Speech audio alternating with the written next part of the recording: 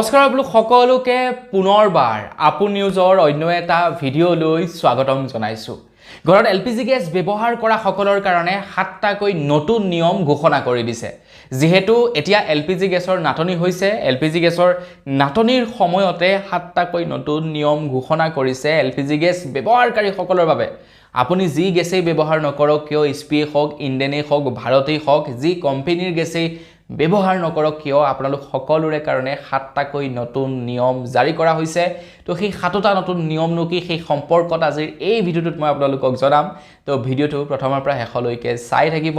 মই শ্ৰীপান্ত গগৈ, আপোনালোকে চাই আছে আপু নিউজ। আহক আৰম্ভ কৰোঁ আজিৰ ভিডিঅ'। আগবাইছোঁ আজিৰ প্ৰথমটো খবৰ ফালে। প্ৰথম খবৰটো ওলাই পৰিছে এলপিজি গেছ বুকিঙৰ ওপৰত নতুনকৈ যিটো নিয়ম প্ৰস্তুত কৰিছিলে যে 21 দিনৰ পৰিৱৰ্তে এতিয়া 25 দিনতহে চহৰৰ অঞ্চলৰ মানুহবিলাকে গেছ বুক কৰিব পাৰিব আৰু গ্ৰাম্যাঞ্চলৰ মানুহে 45 দিনত গেছ বুক কৰিব পাৰিব। এই নিয়মটো অনিৰ্দিষ্ট কাললৈকে বহাল থাকিব বুলি জনাইছে।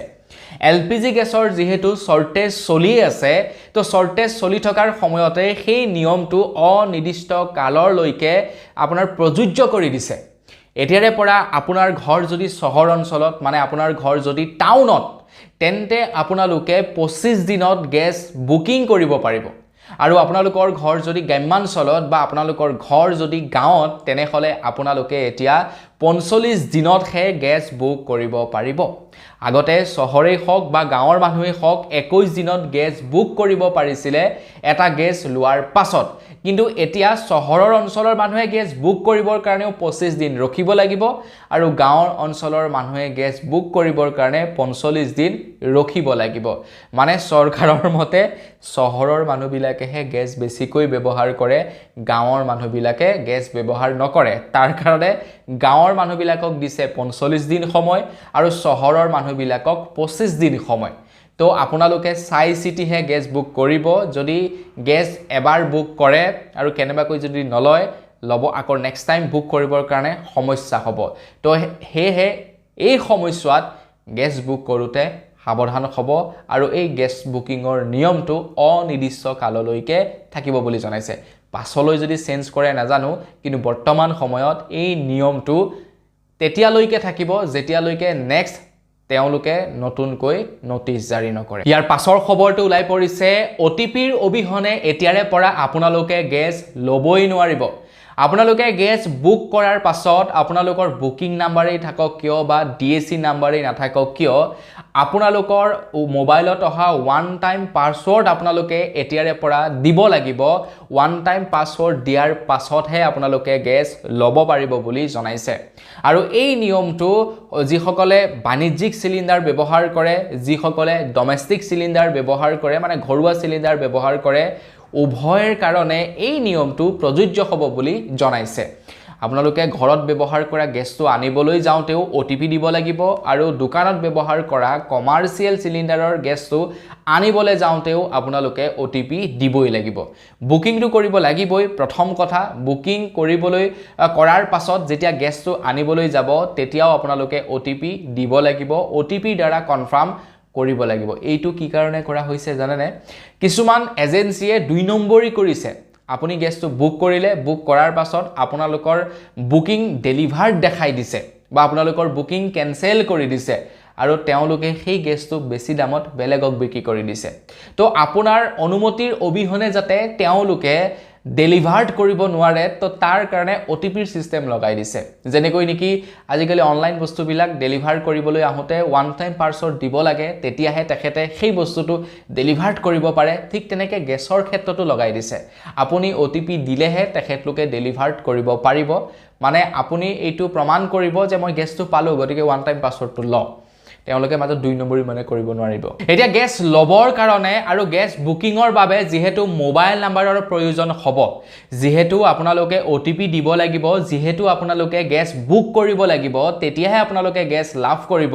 তো সেয়েহে আপোনালোকক এতিয়া যিটো আপোনালোকৰ কাৰেণ্ট মোবাইল নাম্বাৰ, সেই মোবাইল নাম্বাৰটো আপডেট কৰিব লাগিব বুলি জনাইছে।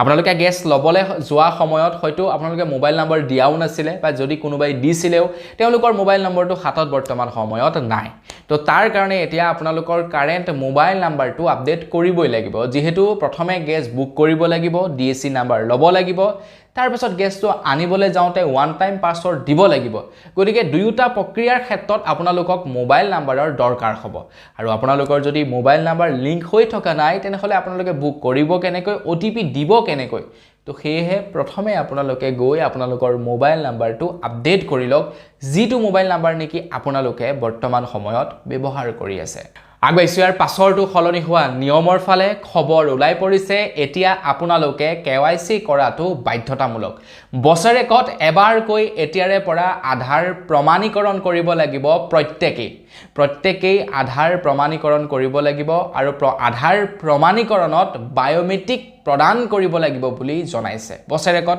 এবাৰকৈ যাতে সঠিক মানুহজনেই গেছ পাই থাকে তাৰ কাৰণে কেৱাইসি আপডেট কৰাটো বাধ্যতামূলক কৰিছে আৰু তাৰ লগে লগে যিসকলৰ উজলা আঁচনিৰ গেছ আছে তেওঁলোকে এতিয়া কম্পালসৰি তেওঁলোকৰ আধাৰ কাৰ্ড সংযোগ কৰিব লাগিব যদি আধাৰ কাৰ্ড সংযোগ নকৰে না তেওঁলোকে ৰাজসাহায্য পাব না তেওঁলোকে গেছ পাব আধাৰ কাৰ্ড সংযোগ কৰাটো বাধ্যতামূলক কৰি দিছে যিসকল লোকৰ নেকি উজলা আঁচনিৰ গেছ আছে আপোনালোকৰো নিশ্চয় ঘৰত চাগে উজলা আঁচনিৰ গেছ আছে তো আপোনালোকেও আধাৰ আপডেট কৰি ল'ব ইয়াৰ পাছতে আকৌ খবৰ ওলাই পৰিছে যিবিলাক অঞ্চলত পিএনজিৰ সুবিধা আছে তেওঁলোকে এতিয়া পিএনজিৰ কানেকশ্যন ল'ব লাগিব আৰু পিএনজিৰ কানেকশ্যন যদি নলয় তেনেহলে তেওঁলোকৰ এলপিজিৰ যি কানেকশ্যন আছে সেই এলপিজিৰ কানেকশ্যন কৰ্তন কৰা হ'ব বুলি জনাইছে এতিয়া আমাৰ সকলোতে পাইপলাইনৰ জৰিয়তে গেছ প্ৰদান কৰাৰ সুবিধা নাই কিছু অঞ্চলত আছে য'ত বোধতে আছে প্ৰত্যেকে এতিয়া গেছৰ মানে পাইপলাইনৰ কানেকশ্যন ল'ব লাগিব আৰু পাইপলাইনৰ গেছেই ব্যৱহাৰ কৰিব লাগিব যদি মানে কোনো অঞ্চলত যেনিবা গেছৰ কানেকশ্যন আছে কিন্তু তেওঁলোকে মানে সেই আৰু পাইপলাইনৰ কানেকশ্যন আছে তেওঁলোকে পাইপলাইনৰ কানেকশ্যন ব্যৱহাৰ কৰা নাই তেওঁলোকে গেছৰ টেংকি ব্যৱহাৰ কৰি আছে তেওঁলোকৰ গেছৰ টেংকিৰ যি আপোনাৰ প্ৰক্ৰিয়াটো কৰ্তন হ'ব বুলি জনাইছে মানে তেওঁলোকৰ গেছ কানেকশ্যন কৰ্তন হ'ব বুলি জনাইছে তো আপোনালোকৰ তাত যদি পিএনজিৰ সুবিধা আছে পিএনজিৰ সুবিধাটো কৰি লওক আপোনালোকে গেছ কানেকশ্যন লৈ লওক নহলে কিন্তু আপোনালোকৰ গেছৰ কানেকশ্যনটো কৰ্তন হ'ব আগবাইছো ইয়াৰ পাছৰটো খবৰ ফালে এতিয়াৰে পৰা এক ঘৰ এক গেছ হ'ব লাগিব মানে এখন ঘৰত মাত্ৰ এটা গেছৰ কানেকশ্যনেই থাকিব লাগিব আপোনাৰ ঘৰত যদি মানুহ বেছিকৈ আছে তেনেহলে আপোনালোকে ডাবল কৰি লওক কিন্তু এখন ঘৰত এটাই কানেকশ্যন থাকিব লাগিব এটাতকৈ বেছি কানেকশ্যন থাকিব নোৱাৰিব এতিয়াৰে পৰা এখন ঘৰত